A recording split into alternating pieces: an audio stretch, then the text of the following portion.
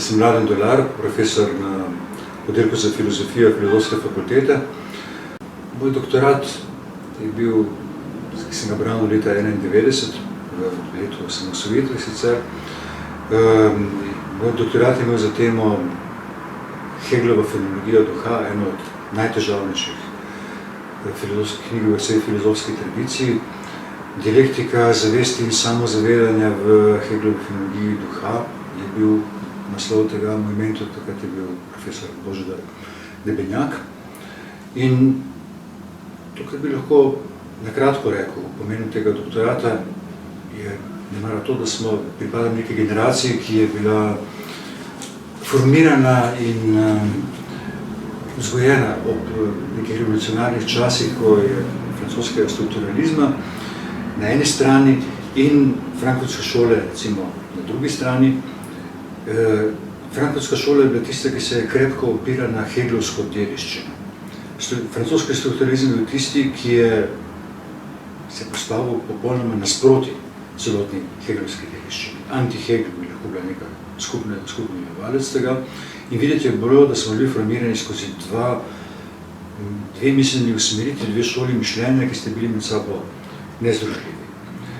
Zdaj, ta moj doktorat, ki predstavlja neko lakanovsko branje Hegela, je poskušal storiti to nemogočo stvar, in to je zlasti prvi, ki je to storil v Sloveniji, Slavoj Žižek, je pa nemogoča stvar, da namreč konceptualna orodja, miselna orodja francoskega strukturalizma poveže za konkretno hegelovsko dediščino in iz tega napravi ena zgodba. In Hegel je tukaj pač neka absolutno ključna referenca. Hegel, ki je zadnji v zgodovini filozofije, zadnji metafizik, reče se metafizika od Platona do Hegela, in prvi postmetafizični filozof, ki stoji natančno na tem prelomu. In to je tisti prelom, ki ga je treba vsakeč znova premisliti in miselna orodja, ki nam jih je dal francoski strukturalizem, znotraj tega psihoanaliza, Lacan, so tista, ki so omogočila množično reaktivacijo te hegelovske dediščine. To je bil zastavek mojega doktorata. Ta doktorat je šel takrat v dveh knjigah, leta 1991-1992, in četrt stoletja kasneje, leta 2017, v obe knjigi ponatisnjeni v eni, Hegelova fenomenologija duha. In kako danes gledam nazaj na to, še vedno nadaljujem po isti poti, ki jo je začel ta doktorat. Še vedno sem zvest tej poti, čeprav zdaj vidim stvari v nekoliko drugačne luči, ampak to izhodišče je tisto, ki mu pač ostajam zvest.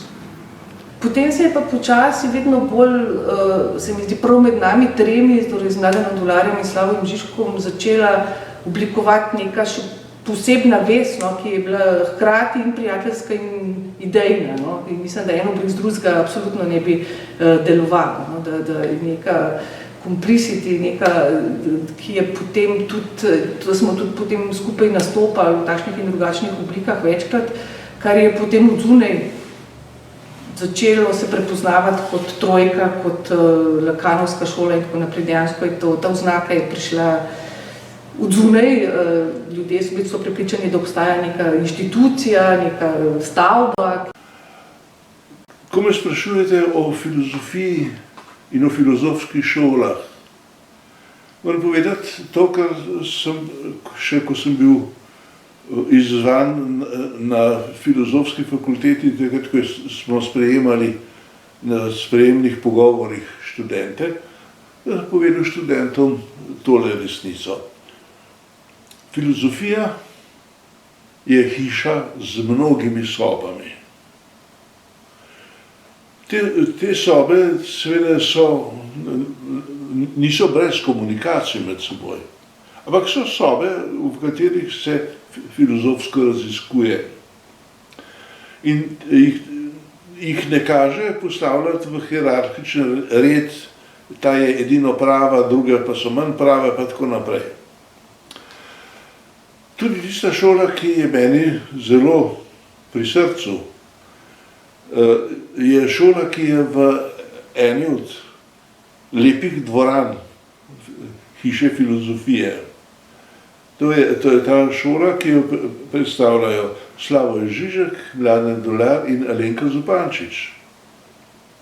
Tej šoli se je posrečilo, da prodre tudi v svetovno javnost in da tam predstavlja svoja spoznanja. Ta spoznanja so pomembna, zelo pomembna. Veseli me, da sem lahko prispeval k njenemu formiranju, še preden se je izoblikovala kot samostojna šola, v času, ko so njeni člani pridobivali znanstvene habilitacije.